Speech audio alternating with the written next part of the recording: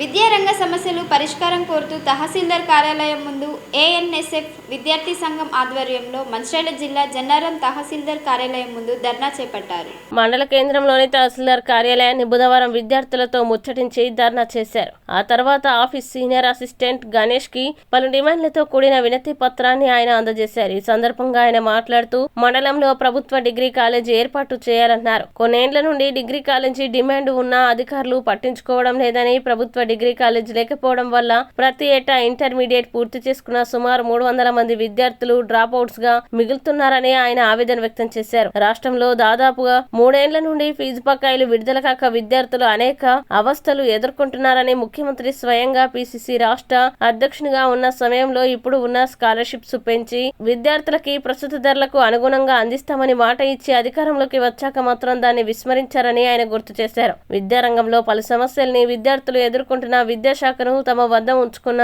ముఖ్యమంత్రి విద్యాశాఖ మీద సమీక్ష చేయకపోవడం అన్యాయమని, వెంటనే రాష్ట్రంలో నెలకొన్న సమస్యల్ని పరిష్కరించి మండలంలో ప్రభుత్వ డిగ్రీ కాలేజ్ ఏర్పాటు చేయాలని ఆయన కోరారు. లేని పక్షంలో ఆందోళన చేయనున్నట్లు ఆయన హెచ్చరించారు. ఈ కార్యక్రమంలో నాయకులు రంజిత్, మహేష్, నాగేష్, తిరుపతి, మహేశ్వరి, కరుణాకర్, దివ్య, విద్యార్థులు తదితరులు పాల్గొన్నారు.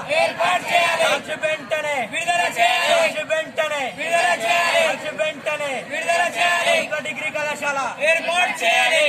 విద్యారంగ సమస్యలను పరిష్కరించాలి. విద్యారంగ సమస్యలను పరిష్కరించాలి. విద్యారంగ సమస్యలను పరిష్కరించాలి.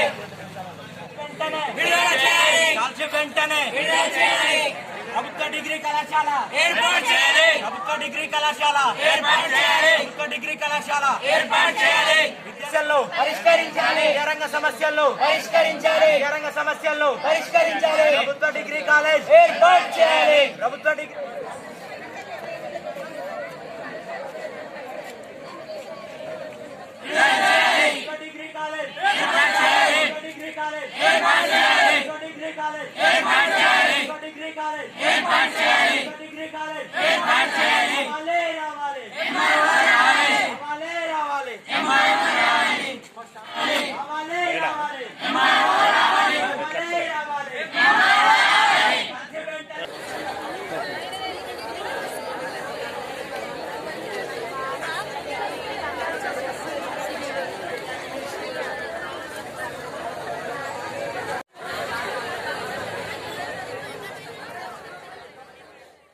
మండల కేంద్రంలోని ఎంఆర్ఓ ఆఫీస్ ముందు నవతరం స్టూడెంట్ ఫెడరేషన్ పక్షంలో ఈరోజున విద్యారంగంలో సమస్యలపైన ధర్నా కార్యక్రమం చేపట్టడం జరిగింది. ముఖ్యంగా ఈ రోజున చూసుకుంటే జన్నారం మండల కేంద్రంలో ప్రభుత్వ డిగ్రీ కాలేజీ ఏర్పాటు చేయాలని చెప్పేసి గత కొన్ని సంవత్సరాలు కూడా ప్రధానమైన డిమాండ్ ఉంది.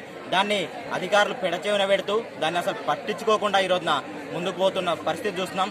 మన ఎమ్మెల్యే గారు కూడా గత ఎన్నికల్లో ఇక్కడ ప్రభుత్వ డిగ్రీ కాలేజ్ ఏర్పాటు చేస్తామని మాట ఇచ్చారు, కానీ దాన్ని పట్టించుకోవడం లేదు. వెంటనే ఎమ్మెల్యే గారు ఈ ప్రధానమైన సమస్యను ఏదైతే ఉందో జన్నారంలో దాదాపుగా ప్రభుత్వ జూనియర్ కాలేజీలో మరియు ప్రైవేట్ జూనియర్ కాలేజీలో కలిపి ఈ రోజున 300 నుంచి 400 మంది ప్రతి సంవత్సరం ఇంటర్మీడియట్ విద్యను పూర్తి చేసి బయటకు వెళ్తున్న పరిస్థితి. కాబట్టి దాంట్లో కేవలం ఒక 20 నుంచి 30% మంది మాత్రమే డిగ్రీ విద్య కోసం వెళ్తున్నారు.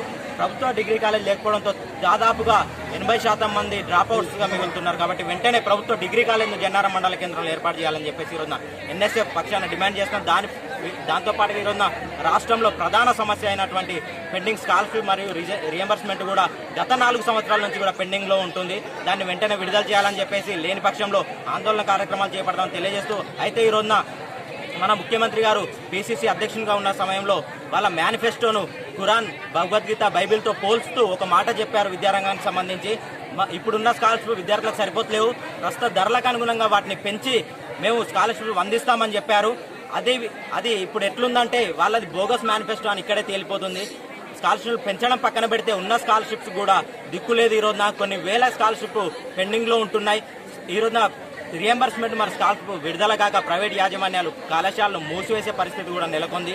అయితే వెంటనే ఈ సమస్యలన్నింటినీ పరిష్కరించాలని చెప్పేసి ఈ అసెంబ్లీ సమావేశాల్లో ఒకవేళ మీరు స్కాలర్షిప్ గురించి మరియు విద్యారంగ సమస్యల గురించి చర్చ పెట్టకపోతే రానున్న రోజులలో ఎన్ఎస్ఎఫ్ ఆధ్వర్యంలో ఆందోళన కార్యక్రమాలు చేపడతామని చెప్పేసి హెచ్చరిస్తున్నాం.